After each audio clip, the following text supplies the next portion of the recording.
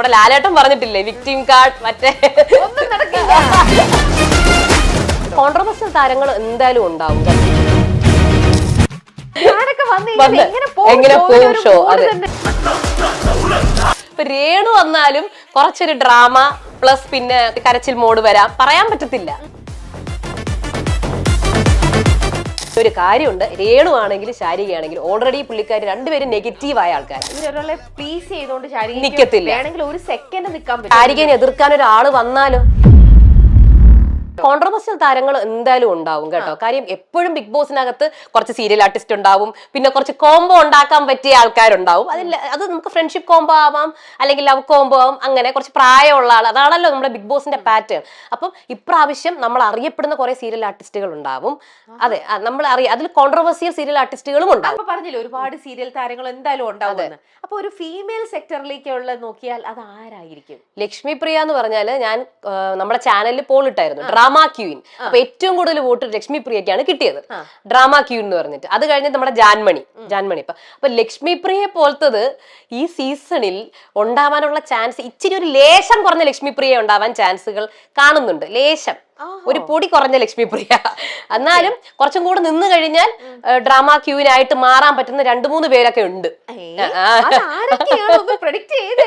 ചിലപ്പോ നമ്മൾ പറയില്ലേ, നമ്മൾ ഈ അനിമോളുടെ പേരുകൾ നമ്മൾ പ്രഡിക്ഷൻ ലിസ്റ്റ് ഒരുപാട് കേൾക്കുന്നുണ്ട്. അപ്പൊ അനിമോള് വന്നു കഴിഞ്ഞാൽ ചിലതൊക്കെ നമുക്ക് പ്രതീക്ഷിക്കാം, ഡ്രാമാസ് ഒക്കെ കുറെ പ്രതീക്ഷിക്കാം. പിന്നെ നമ്മുടെ കോൺട്രവേഴ്സ്യൽ താരം രേണു സുധി. രേണു ഇവിടെ നിറഞ്ഞു നിൽക്കുകയാണല്ലോ സോഷ്യൽ മീഡിയയിൽ. അപ്പൊ രേണു വന്നാലും കുറച്ചൊരു ഡ്രാമ പ്ലസ് പിന്നെ കുറച്ചൊരു എന്താ പറയണ്ട, ഒരു കരച്ചിൽ മോഡ് വരാം, പറയാൻ പറ്റത്തില്ല. പല മോഡുകൾ. നമ്മുടെ ലാലേട്ടൻ പറഞ്ഞിട്ടില്ലേ വിക്ടിം കാർഡ് മറ്റേ ഒന്നും നടക്കില്ല. അത് ഇപ്രാവശ്യം അത് നടക്കോ ഇല്ലെന്ന് അറിയില്ല. എന്നാലും കുറെ ഡ്രാമ ക്യൂൻസ് വരും. അവർ ഓൾറെഡി സോഷ്യൽ മീഡിയയില് അങ്ങനെയാണല്ലോ അറിയപ്പെടുന്നത്. ഇതിന്റെ അതായത് അനിമോളാണെങ്കിലും അവരുടെ ചാനലും നല്ല രീതിയിൽ എന്താണ് ഈ സ്റ്റാർ മാജിക്കിലാണെങ്കിൽ പുള്ളിക്കാരി നല്ല എന്റർടൈനർ ആണ്. അപ്പൊ അതേപോലെ തന്നെ എന്റർടൈനിങ് ആവും വന്നു കഴിഞ്ഞാൽ. ഞാൻ ഒരു കാര്യം പറയാം, നമ്മൾ ഇങ്ങനെ ഇരുന്ന് സംസാരിച്ചാലും ബിഗ് ബോസിനകത്ത് കയറിയാല് നമ്മുടെ വേറൊരു മോഡ്, വേറൊരു നമ്മുടെ സോൺ പ്രേക്ഷകർ കാണും, നമ്മുടെ ഒരു സൈലന്റ് സോൺ. ഇപ്പൊ ശാരിക ഇപ്പൊ എന്തൊക്കെയാണെങ്കിലും ചിലപ്പോ ആള് പഞ്ചഭാവമാണെങ്കിലും ഇപ്പൊ എപ്പോഴും നമുക്ക് ഇങ്ങനെ ഇതാക്കി, ഞാനാണെങ്കിലും എപ്പോഴും ഞാൻ ഇങ്ങനെ നിൽക്കൂലല്ലോ. നമ്മള് ശാരിക അങ്ങനെ നിൽക്കും എന്നാണ്. ഇഷ്ടപ്പെടാത്തത് എന്തെങ്കിലും കാണുകയാണെങ്കിൽ മറ്റൊരാളെ പ്ലീസ് ചെയ്തോണ്ട് നിക്കത്തില്ല. വേണമെങ്കിൽ ഒരു സെക്കൻഡ് നിൽക്കാൻ പറ്റുമായിരിക്കാം, ഒരു മണിക്കൂറിന് മേളിലൊന്നും നിൽക്കാൻ പറ്റത്തില്ല. എനിക്ക് തോന്നുന്നില്ല. പക്ഷെ അവിടെ ശാരികനെ എതിർക്കാൻ ഒരാള് വന്നാലോ? അവിടെ ഒരു കോൺഫ്ലിക്റ്റ് ഉണ്ടാവും. പക്ഷെ ഇവിടെ ഈ ബിഗ് ബോസിന്റെ പ്രത്യേകത, നമ്മൾ കുറെ സംസാരിച്ചാലും നെഗറ്റീവ് ആവും, കുറച്ച് സംസാരിച്ചാലും ഭയങ്കര പ്രശ്നമാണ്. നമ്മളെ ഓരോ നിമിഷവും ജഡ്ജ് ചെയ്യും ഇവിടെ. അതാണ് ഇവിടത്തെ ഒരു പ്രത്യേകത. നമ്മുടെ മലയാളം ബിഗ് ബോസ് ഓഡിയൻസിന്റെ പ്രത്യേകത. നമ്മൾ ഇങ്ങോട്ട് തിരിഞ്ഞാൽ പ്രശ്നം, അങ്ങോട്ട് തിരിഞ്ഞാൽ പ്രശ്നം, ഈ ഡ്രസ്സ് ഇട്ടാ പ്രശ്നം, ആ ഡ്രസ്സ്, അങ്ങനെയൊക്കെ ഉള്ള ഒരു ജഡ്ജ്മെന്റ് വരുന്ന ഒരു സ്ഥലങ്ങളാണ്. ഓവറായിട്ട് സംസാരിച്ച് ഇപ്പൊ രതീഷ് കഴിഞ്ഞ സീസണില് കുറച്ച് കൂടുതലായി പോയി.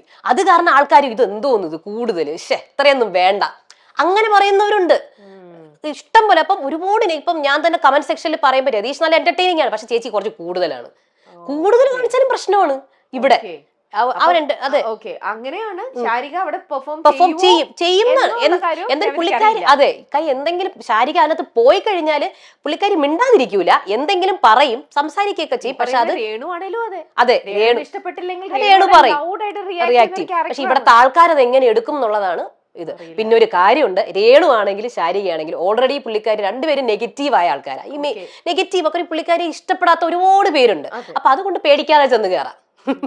നമുക്ക് കാര്യം എന്തായിരുന്നാലും ഈ പോസിറ്റീവ് ആയിരിക്കുന്നവരാണ് കുറച്ച് ടെൻഷൻ അടിക്കുന്നത്. അയ്യോ ഓൾറെഡി ഞാൻ പോസിറ്റീവാണ്, അപ്പൊ അത് കഴിഞ്ഞ് പോസിറ്റീവ് ആയി കഴിഞ്ഞാൽ പിന്നെ ഇനി അകത്ത് കയറി ഞാൻ നെഗറ്റീവ് ആവുമോ, ഇത് പറഞ്ഞാൽ നെഗറ്റീവ് ആവുമോ, അത് പറഞ്ഞ ഇവർക്ക് ടെൻഷൻ അടിക്കേണ്ട ആവശ്യമില്ല. രേണുവിനും ശാരികയ്ക്കും രണ്ടുപേർക്കും പറയാം എന്ന കാര്യം. എന്തായാലും നെഗറ്റീവ് ആണ് പ്രശ്നം. ഭീമൻ രഘുവിന്റെ പേര് ഞാൻ കേട്ടിരുന്നു, കഴിഞ്ഞ സീസണിൽ കേട്ടിരുന്നു. പക്ഷെ ഇപ്രാവശ്യം ഞാൻ ഫീൽ ചെയ്യുന്നത് ഇവര് നമ്മളെ അറിയാത്ത, അതായത് പ്രഡിക്ഷനിലൊന്നും പറയാത്ത, എന്നാൽ നമ്മൾ കേട്ടാൻ ഞെട്ടുന്ന ഒരാൾ വരാൻ ചാൻസുകൾ ഉണ്ട് ഈ സീസണിൽ. ഓക്കെ. അത് എനിക്ക് ഇല്ല അതിന്റെ പേരൊന്നും ഞാൻ ഇങ്ങനെ ആലോചിക്കുന്നുണ്ട്, പല പേരുകളും. ഇന്നലെ വീഡിയോയിൽ പറഞ്ഞതേ ഉള്ളൂ. ഇപ്പം ധ്യാനായിരിക്കുമോ, ധ്യാന്റെ പേര് ദിൽഷ പറഞ്ഞിട്ടുണ്ടായിരുന്നു. ധ്യാൻ, ആ ധ്യാൻ വരും. അപ്പം കമന്റ് സെക്ഷനിൽ വരരുത് ധ്യാൻ ചേട്ടാ. പക്ഷെ ദിൽഷ പറയും ധ്യാൻ ചേട്ടൻ വന്നു കഴിഞ്ഞാൽ നല്ല രസമായിരിക്കും, കോമഡി ഒക്കെ ആയിരിക്കും എന്നൊക്കെ പറയുന്നുണ്ട്. അതുപോലെ ഗായത്രി, ഇതുവരെയും കോമഡിയും കൗണ്ടറും ഒക്കെ പറഞ്ഞിട്ടുള്ള ഒരു ഹ്യൂമർ ഇങ്ങനെ, അതെ അതെ, അങ്ങനത്തെ ഒരു സംഭവമാണ് നമുക്ക് എല്ലാവർക്കും അതെ. ഇത്തരത്തിലുള്ള ഒരു ഷോയിൽ വരുവോ എനിക്ക് വിശ്വസിക്കാൻ പറ്റുന്നില്ല. ധ്യാനൊക്കെ എങ്ങനെ പോവും ഷോ. അതെ അതെ അതെ അതെ, വേറെ രീതിയിലാവും. ബിഗ് ബോസ് ഫുൾ ഒരു ഫണ്ണി ഹ്യൂമർ സെൻസ് മാത്രം കൊണ്ടുപോകാൻ പറ്റില്ല. അവർക്ക് വഴക്കുണ്ടാക്കാൻ വേറെ പലതും. അതെ, നമുക്ക് ഒരേ സൈഡ് പിടിച്ച് പോകാൻ പറ്റത്തില്ല. അതെ, അതിനിടയിൽ ഇന്ന് രാവിലെ കൂടെ കേട്ടൊരു കാര്യം എന്താന്ന് വെച്ചാല്, മാധവ് സുരേഷ് ഏട്ടന്റെ മോൻ മാധവ് സുരേഷ് ഗോപി, മാധവ് വരും. മാധവ് ഇതുപോലെ അഭിപ്രായങ്ങൾ തുറന്നു പറയുന്ന ഒരാളാണ്. അത് മറ്റുള്ളവരെ പ്ലീസ് ചെയ്ത് നിൽക്കുന്ന ഒരു ക്യാരക്ടർ അല്ല. അപ്പൊ ആ മാധവിനെയും ഇങ്ങനെ കൊണ്ടുവരും. ഇന്ന് രാവിലെ കൊണ്ട് നമുക്ക് പറയാൻ പറ്റില്ല. അങ്ങനെ നമ്മൾ പ്രതീക്ഷിക്കാത്ത ഒരാള് വരും. കഴിഞ്ഞ സീസണിൽ അൻസിബയായിരുന്നു അത് വന്നത്. നമ്മളിങ്ങനെ പ്രഡിക്ഷനിലൊന്നും ഇല്ലായിരുന്നു. പെട്ടെന്നാണ്, അതായത് നമ്മൾ കൺഫർമേഷൻ ലിസ്റ്റ് കിട്ടുന്ന ഒരു സമയമുണ്ട്, ലാസ്റ്റ് ഇവര് വീട്ടിൽ കയറുന്നതിന് തൊട്ട് മുന്നേ ഒക്കെ. അപ്പോഴാണ് അൻസിബയുടെ പേര് കേട്ടോ. അപ്പൊ നമ്മൾ തന്നെ പെട്ടെന്ന് അൻസിബയോ, അപ്പൊ അൻസിബ വന്നു, നന്നായിട്ട് തന്നെ ഗെയിം കളിച്ചിട്ട് പോയി. പുള്ളിക്കാരിയായിട്ട് തന്നെ നിന്ന് കളിച്ചിട്ട് പോയി. ആദ്യമൊക്കെ എല്ലാവർക്കും ഇതുണ്ടാവും. നമ്മളായിട്ട് നിൽക്കുമ്പോൾ നമ്മൾ അക്സെപ്റ്റ് ചെയ്യാൻ മടിയായിരിക്കും ആൾക്കാർക്ക്. അയ്യോ ഇതെന്തായി, കാര്യം നമ്മൾ നെഗറ്റീവ് സൈഡും കൂടെ കാണിക്കുന്നുണ്ട്. പക്ഷെ അൻസിബേനെ എല്ലാവരും ഇഷ്ടപ്പെട്ടു, അൻസിബയുടെ ആ ഒരു റിയൽ സൈഡ്.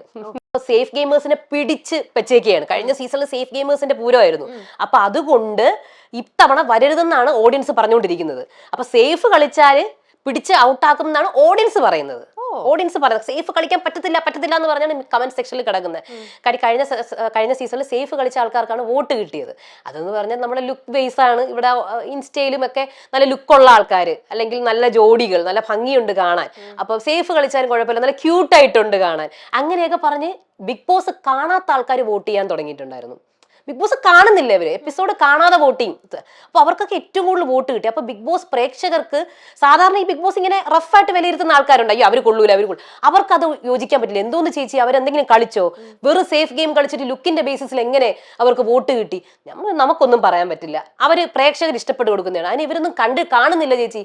ബിഗ് ബോസ് കാണാതെ വോട്ട് കൊടുക്കുന്ന ഒരുപാട് കാന്താരികളൊക്കെ ഉണ്ട്.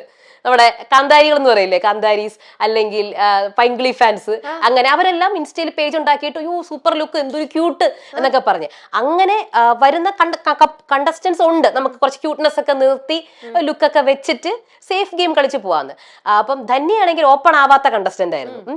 അപ്പൊ അതേപോലെ ഓപ്പൺ ആവാത്ത കണ്ടസ്റ്റൻസ് ഈ സീസണിൽ ഉണ്ടാവും. അത് എല്ലാ സീസണിലും ഉണ്ടാവും മലയാളത്തിൽ. പക്ഷെ അത് ലാലേട്ടനോ മേക്കേഴ്സോ പിടിച്ച് പൊക്കിയാലേ അത് ശരിയാവുള്ളൂ. എപ്പോഴും നമ്മുടെ ബിഗ് ബോസ് ടീം ഒരു കോംബോനെ എപ്പോഴും ഫോക്കസ് ചെയ്യും.